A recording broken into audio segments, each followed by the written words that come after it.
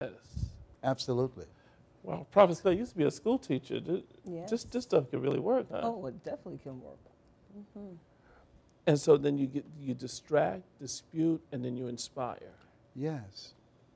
You show Corporations pay me $30,000 an hour to teach them this. $30,000 an hour.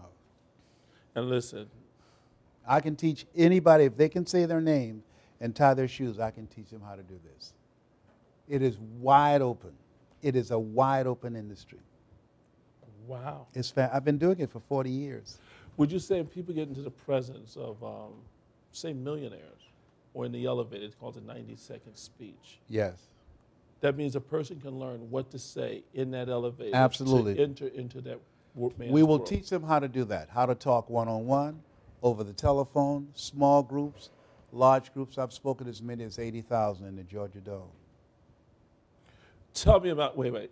You spoke to 80,000. 80,000 people in the Georgia So Dome. 80,000 stories are going on in the, That's in right. the dome. That's right. And you had how long to speak? I had 1 hour. So you had to pull all of those Within stories. 5 minutes and create one committed listening and have them in the palm of my hands. I can teach you how to do that.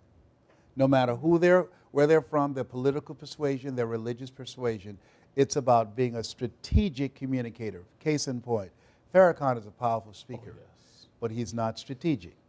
So he turns more people off than he turns on. President Barack Obama is strategic. You got to be strategic. He got a health care bill passed in less than a year. You know what? And they've been trying to do that for about 40 years. Yes. If you can communicate strategically, words matter. How you position words, they matter. You say sticks and stones can break my bones and words can never hurt you. That's a lie. That's a lie.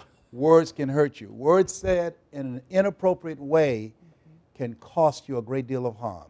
Words are powerful. In the beginning was the Word. What we do is teach you how to strategically use your words to advance your career, to sell your products, to sell your business, to sell yourself. Because when you speak, 3 questions are going on. Who are you? What do you have? And why should I care? Wait a minute. I got to take notes. Yes. Who are you? Are you? What do you have? What? And why should I care? And we teach you how to communicate that in less than a minute so that people will trust you, because people do business with people they know, like, and trust. You do this naturally. The prophets, they do it naturally. You already teach and train this. And what we're going to do is teach those who are serious, who want to have a breakthrough in their life. There are a lot of people watching you right now who are going through transitions, who've lost their jobs. And what they don't realize, they're in the situation where I was. I was fired from broadcasting. And because I didn't know who I was, I tried to get my job back. Marion White said in life, when you don't have enough courage or insight to know that you have outgrown the situation and it's time to move on, God will move on you. Woo! Wow. Yeah, so they haven't been fired. God has moved on them and said, I got something else for you that's bigger and better. So I did not know. I was so angry, I barricaded myself in the control room in Columbus, Ohio.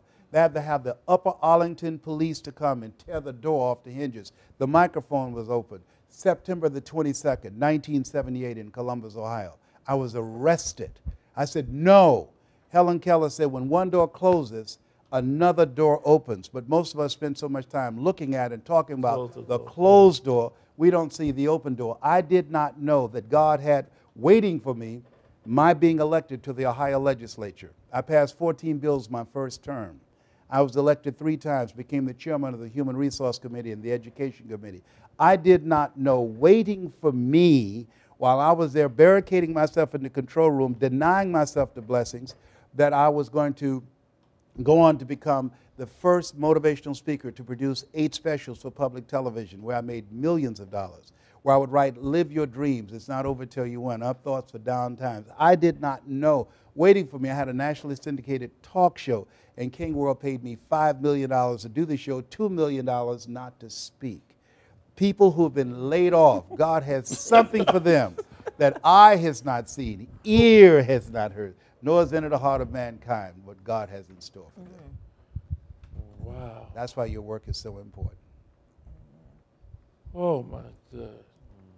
Kimberly Johnson in chat room said, God has moved on me. Wow. They type in chat room, God has moved on me. Prophet Alice Jackson said, wow, we all have a little crazy at some point in our lives. You know, this is something. So with every goodbye, there's a hello. Yes, yes. And it's hard to see it. Now, at the time, when I was fired, that didn't make, what you saying, what I'm saying right now, that didn't make no sense to me. Because I had a mortgage note, I had car note, I had children. You told me that, oh, God got a blessing for you. Excuse me? He want to bless me? Get me somebody. He might not come when you call him, but he'll be right on time. He's late. The people already put my behind out. You know what I'm talking about? Yeah. Come on. He's a lawyer who never lost a case. You lied. I lost. They told me I got to go, all right? And I tithe. I was trying to cut all kind of deals, and it didn't happen. I said, give me a sign. If you are real, give me a sign. And the sign didn't come. It didn't come. I'm saying what people thinking, but don't say out loud. Yes. It did not come, but it did come. Because not my will, But thy will. There was something he had that what I have to do is what James Cleveland said, Lord, help me to hold out till my change comes. That's what we have to do. Therefore, take unto you the whole armor of God, that ye may be able to withstand in the evil day. If you could just stand and not lose your mind, that's what's so important. Not to give in. You know, like Shadrach, Meshach, and a bad Negro said. You know, I mean, I'm so sorry. I got problems. Yeah. I got problems.